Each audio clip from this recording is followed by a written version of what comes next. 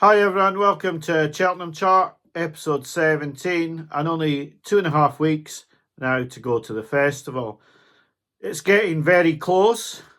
Not too many horses to talk about this week, so I'm going to talk about the horses who did run last week. Then I'm going to talk about the strategy I'm going to sort of put into place for putting the £400 bank off and why I haven't put any bets off this season. And then I'm going to talk about the horses who I've put up on champ.ie each week, similar to what some of the other videos do, and why I think it shows that for me my strategy is correct. And we'll go through all 15 horses that I've put up on that, and then I'm going to go through the 5 horses I put up on the Understarters Orders Charity Challenge, just to show you how things change as you bet. So I'm going to get on to all that. I hope you'll like the video. Firstly, before I start the whole video, I'm going to talk about... I didn't respond to any of the comments last week. I'm really sorry. I got caught up with a lot of things. I think there's a few people that DM me that know there's a few things going on at the moment, and I just didn't get round to the comments last week to respond. But I like to leave them open again. And hopefully next week, if you do respond, I will be able to put a reply in. So I'll get on with the video now. Firstly, the few horses who did run who have Cheltenham aspirations. Queensbrook won really nicely, receiving £9 from Brandy, who was having her first appearance of the season. I think both horses would take positives out the race, with Queensbrook winning nicely. And I think she's a bit of a forgotten horse in this year's Mayor's Hurdle. She was second last year to Marie's Rock, when really Gordon Elliott's horses didn't run that well all week. I think she's got more of a chance in the Mayor's Hurdle than people will give her credit for. Although she's back into 10-1 now, she's probably rightly priced at that. She was out to quite a big price before this race. Brandy Love will take the positives of she was right there until rounding the home bend. She's probably taken a blow. Whether you think this is good enough as a prep run to see her going all the way to beating Marie's Rock, Love Envoy, etc., that would be up to you. I'm not so sure. I mean, I think I'd wait and see if the money came for Brandy Love or not, and then make a decision. On the Thursday at Thurles, Tell Me Something Girl, there was people DMing me about this horse, saying, oh, maybe she'll come good this time. And I kept saying, no, she's not going to. She's seriously regressed. She's failed to win. Not great listed chase here. And she's just regressed badly from last season, where she looked like she would have probably won the Mayor's Hurdle, Grade 1. She simply isn't good enough over fences, but with the de Bromhead team sending Hanny Sackle to the Mayor's Hurdle, they're going to persist with chases for this horse, but she's seriously gone downhill from last season, where she's been absolutely thrashed here by Bride's Hill, and she never really looked like winning the race, in my opinion.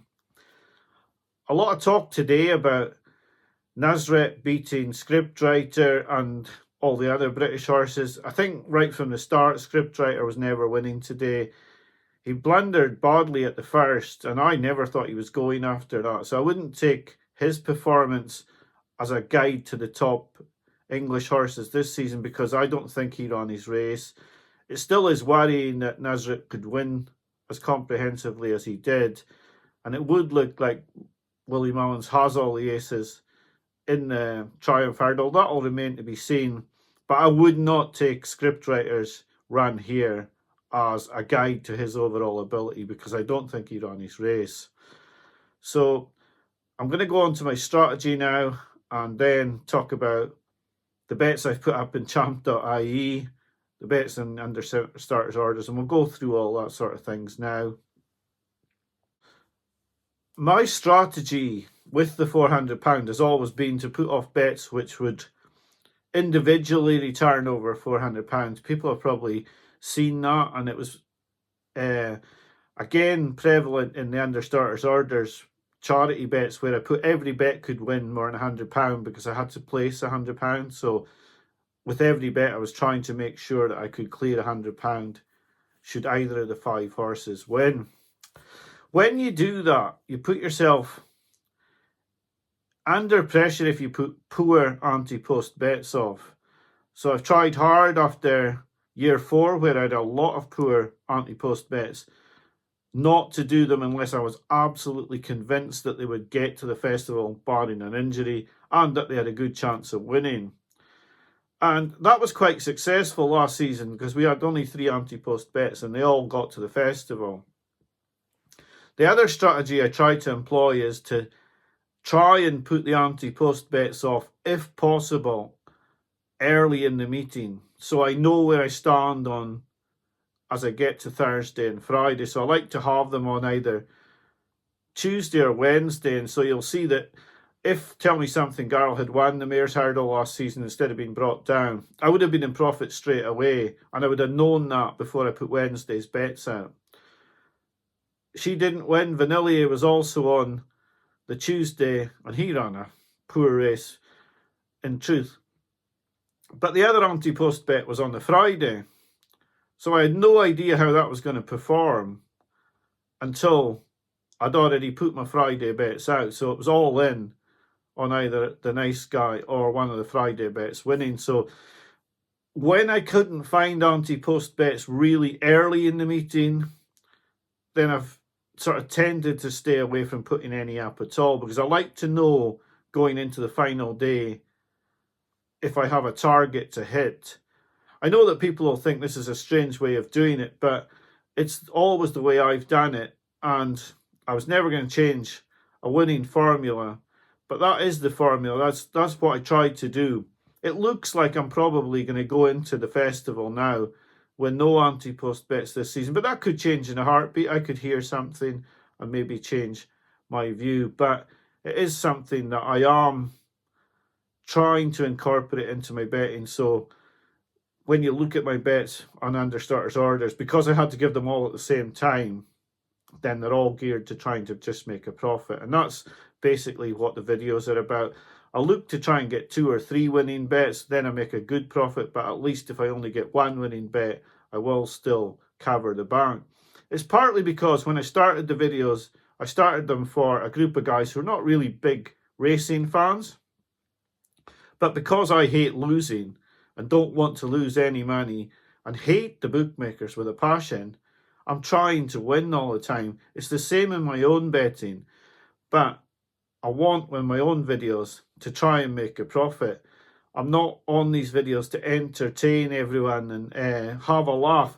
I'd like to do that if I could get other people on the videos or be on other videos, then I'm very different. But on my own videos, because it's just me, it's all about trying to make a profit. Now you'll see that I've only got 1,500 subscribers, so making a profit for 5 seasons hasn't gained me subscribers. And a lot of people look on betting as their hobby, where they don't really care if they lose a little bit. But I do care if I lose a little bit. But some people treat it like golf, where guys buy a golf club for £400, and that's just part of their hobby. A football supporter spends a lot of money supporting his team, and that money is just gone, but the enjoyment they get from the game is what they take from it. The same with the golfer and the golf clubs, and the same with the gambler who doesn't mind losing a little bit for the fun of the game. But for me, I want to beat the bookmakers. Oh, I love the fun of the game, but I want to win. And so that's just sort of like a brief sort of summation of what I'm trying to do. So if I'd found an anti-post bet on the Tuesday or the Wednesday, or if I do see one that's really priced where I think he's going to win and he's out of where I think the price should be, I will still put it up. But I'm more likely to put it up if it's on the Tuesday and the Wednesday than I am if it's on the Friday, because then I have no real indication of how that bet's going to do coming into Friday, and I have to sort of treat it as a loser. So anyway, that's my strategy. I'm now going to go on to the horses who I've put up on the champ.ie weekly horses, and it shows you that some of the horses I've put in here, I don't really fancy them. So that's why I don't want to put these sort of things on my video, because then I'm in an awkward position where I'm saying, I really fancy this one this week, but next week when I go onto the video, I might not fancy it at all. if I just don't do those sort of things, then I don't get into that situation. So I'll go through the 15 selections on that and the 5 selections on the understarters orders, and I'll go through them all. So if the videos were being judged on the selections I was putting up over the 15 weeks on jump.ie, I've gone through all the bets I've put up now. I put up Epatante as my first bet for the mare's hurdle. Now, she's virtually the same price as she was, so I wouldn't have gained anything by putting that bet up months ago. Now, the second bet's an absolute howler. It's Tell Me Something Girl for the mare's chase. So that would have been 1 point gone at level stakes, and I wouldn't even have a chance come to Cheltenham. It's not even going to run as far as I can see. The next bet was Chapeau de Soleil. Now, this horse is going to struggle to get into the bumper now. It'll depend how it's rated, how the race with Better Days Ahead is rated, whether Chapeau de Soleil will get in. So that could well have been another losing bet. On week 4, I put up Lossymouth at 4-1 for the Triumph Hurdle. Now, she's into 7-4, so that would look like a reasonably good bet. So out the first 4, you've got 2 shockers, you've got 1 reasonable one, and you've got 1 that's not moved in the market. Week 5, I put up Florian Porter. Now, he's slightly bigger price at the moment because he had an injury scare. You'd probably just put that bet as a bit, well, I mean, I could put it off now and get a better price, so probably it's a poor bet in truth. I then put up Gentleman's Game for the Brown Advisory. He's not going to run because Mouse Morris, a lot of people tell you Mouse Morris is a really good trainer. I'll tell you he was, but in truth, with Gentleman's Game, he's won 1 maiden hurdle and 1 beginner's chase, and he's had place efforts, but really he's achieved not very much, so he'd be another loser anyway. Then I put Facile Vega up. I was trying to get a few winners on the board by this point. Facile Vega at 5-4 when it's available at 7-2, another shocker. Gallopin Deschamps, you can count that as the same. I think he's got a good chance in the Gold Cup, but he was put in. Captain Morgs, yeah, that was 20-1 into 12-1 now, so you could say that was a reasonable bet. Shambali Kid's the same price as when I put him up. I liked that one though. I still quite like him. Ashdown Lad, that was just a saver bet. I think he might have more of a chance in Pertemps than people think, because everyone thinks it's just a prep run for the National, but I think he might be actually trying in that Pertemps final. I was putting a few outsiders in the last few weeks. Rouge Vif for the Grand Annual. I think he's been laid out for this, and I think he might get his ground as well, so I don't think he's a forlorn. I thought he was quite a reasonable price at 33-1. I put in Shiskin for the Ryanair, which looks like, you're just putting in one for that race, really. I wouldn't say it's a great bet. And Lord Accord, I put him in last week before the Let's Talk Racing video came out, so I wasn't jumping on the bandwagon and getting onto the Wise Guys horse. I was putting it up before other people put it up. And this week I've just put in Stumptown for the Kim Muir. I really think he's a good bet. I actually backed him myself this week at 13-2. I do quite like his chances, but his price is just evaporating at the moment. With Cromwell having a good record at the festival, he doesn't tend to send horses just for the fun of it, so he looks like a half-decent bet to me, Stumptown. So I put him in as my last bet on week 15. So I don't know if I put £20 on all of them, would I be in a better position than I am now? I don't think I would be. Looking at the 5 bets I put up on the understarters orders, I put in It's For Me. Recency bias, really. It had recently won. I thought it was a really good performance. I've changed my mind and gone from Chapeau de Soleil to It's For Me. And that's the problem with these sort of bets. Would I do It's For Me now? Probably not. But at the time, it looked like a good bet. So I put him in. I put Sir Gerhard in for the Turners because I had to submit the selections before my video was made. Then Sir Gerhard won, and then he was said to be going for the Brown Advisory. Now they're saying it's 50-50, but I put Sir Gerhard in for the Turners. Not the worst bit, but not the best. It's For Me. It's probably a bit bigger than it was.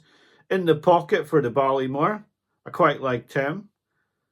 14-1, so not changed in price a whole lot. Captain Morgs again, I put him in again, and I put in Galloping Deschamps again, just trying to make the profit. But I think what all these bets show is that it's really difficult. If you're putting weekly selections up, unless you hit one really good selection that actually wins, you're in real trouble, because even if you've got one good selection, like I had last year with Tell Me Something Girl going from 14-1 anti-post into 7-2 favourite and absolutely cantering, they can still lose, and it's just another loser.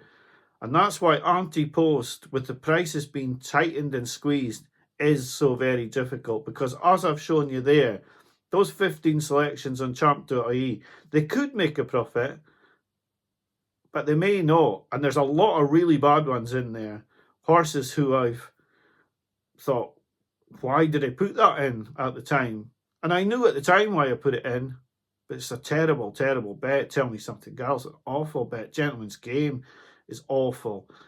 Facile Vega at 5-4 is poor. Chapeau de Soleil may not get in. It's a litany of, and there's no real good ones in there at all. Lossy Myth at 4-1 to 7-4 isn't guaranteed to win, but it doesn't make up for the other poorer bets. And most of them have stayed around the same price. So I'm better off waiting, knowing the field it's going to run against, knowing what the ground's going to be, and going in from there a lot closer to the time. That's my own feeling on things. Of course, I'm fancying horses. Everybody is. But it's very, very difficult to do it in a way where you have to make a pick. And I don't like it being where I have to make a pick. Yes, it takes a lot of discipline.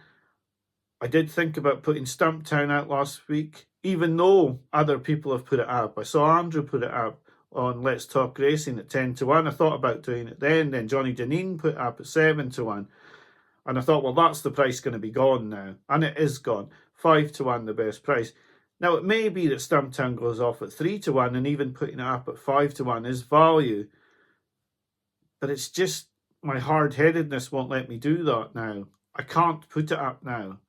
So I'll wait now, see what Stumptown's going to run against, see the rest of the field, hope that Gordon Elliott or Willie Mallins or one of the other big yards talks up one of their horses, and then Stumptown might drift out. On the day, it could drift out because it hasn't got its ground. Maybe they don't get the jockey they want. You can never tell. Things change all the time. And unless you think you're getting a good deal of value, it's probably not the time to play at the shorter prices on some of these horses now. So I hope you've enjoyed the video. It's not been about a lot of the runners this week, etc. I've tried to explain my position and why I haven't put any bets off this season. And it's going to be all on what I pick over those 4 days and what I put up as the bets. I've got horses in mind. I've got one in mind for the Coral Cup. I've got one in mind for the Plate. And both of those horses, I just want to see where they're going. The one for the Coral Cup, I'm actually looking at it thinking I'll get a better price on the day than they're offering at the moment. So I don't want to put it up anyway because I think I'll get a better price. The one final thing that brings me on to is make sure you have the betting accounts that you can get open that are the best. And for me, I can't bet with them anymore, but Bet365 are usually the best because they're offering non-runner, no bet and best odds guaranteed. They have a lot of special offers. And if I can find a friend who'll put some bets off for me at 365, then I'll be using that quite a lot over the festival. So if you have that option available to you, I would say it's a great option to have. They usually have the best offers. That's my opinion. I mean, I'm not affiliated to any of them. I can't stand them. Like I said, bookmakers are parasites to me. But I think they give you the best chance. Some of the others are absolutely awful. I mean, this £2 money back from Sky Bet on the first race of the day, when you look at their prices, is an absolute scandal. But that, talking about the bookmakers, is for another video. I've tried to explain why I feel it's so difficult to put anti-post bets every week. I've tried to explain my strategy about why I don't like putting anti-post bets out on the Friday unless I'm very confident I'm getting a really, really good price and that the horse can win. And why I have a bank and why I try to win out of that bank. Anyway, I hope you enjoyed the video. Like I said, thanks for watching today. Enjoy the build up to Cheltenham. The entries and the weights are out for the handicaps later this week. So I wish you a good week. Thanks for watching. Bye for now.